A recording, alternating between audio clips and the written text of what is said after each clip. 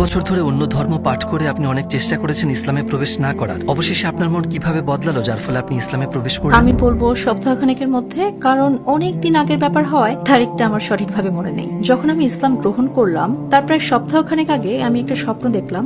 আমি ভয় দৌড়াচ্ছি, আমার পেছনে কিছু একটা আছে এবং সেটা খারাপ কিছু। আমি সেটা দেখতে পাচ্ছি না, আমি শুধু শুনতে পাচ্ছি। আমি জানি ওটা আমাকে ধাওয়া করছে, আমি জানি ওটা খারাপ কিছু এবং ওটা আমাকে শেষ করে দিতে চায়। তখন প্রচন্ড ভয়ে আমার ঘুম ভেঙে গেল। আমি কাতর ভাবে বললাম, হে ঈশ্বর, যিশু, মোহাম্মদ, বুদ্ধ, আপনারা যেই হন না কেন, আমি শুধু সত্য জানতে চাই। আমি জানতে চাই আপনারা কে। তার আগে আমি কোরআন পড়েছিলাম আসলে মুসলিম না হওয়ার উদ্দেশ্যে। আমি কোরআন ভালোবাসতাম, কিন্তু আমি ইসলাম চাইতাম না। ভাবতাম সবকিছু শেষ হয়ে যাবে ইসলাম গ্রহণ করলে।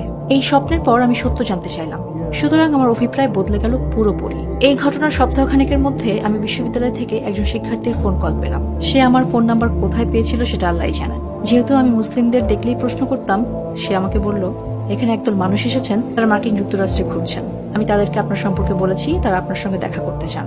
আমি ওখানে গিয়ে মানুষগুলোর সাথে দেখা করতে রাজি হলাম। মাশাআল্লাহ, যে মানুষের সঙ্গে আমি কথা বললাম তার নাম নামাতুল্লাহ।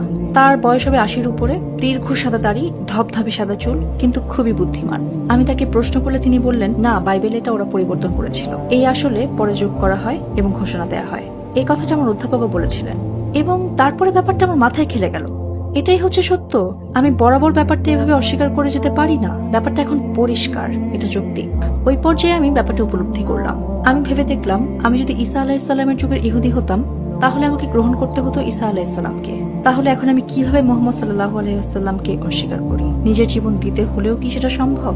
এটা সহজ ছিল না, এবং সত্যি বলতে কি, আমি বিশ্বাস করি যে আল্লাহ আমাকে শক্তি জুগিয়েছিলেন, কারণ আমি ছিলাম আদরে বকে যাওয়া সন্তান। আমি এমন ছিলাম যে আমি শুধু বাবার কাছে গিয়ে বলতাম আমি এটা চাই সেটা চাই, আর বাবা বলতেন এই যে কার্ড, যাও নিয়ে যাও। সিদ্ধান্তটা সহজ ছিল না, কিন্তু আমি ভাবলাম সত্যকে আমি কিভাবে অস্বীকার করি। এটা ঠিক যে ইসলামের সবকিছুই আমি ব্যাখ্যা করতে পারি না, কিন্তু আমার শক্তি জোগাতে আল্লাহ আমাকে নিদর্শন দেখিয়ে যাচ্ছে। আমি সত্যি বিশ্বাস করি যে আল্লাহ আপনাকে তখনই দেবেন যখন আপনার সেটি সত্যিকারের প্রয়োজন হবে।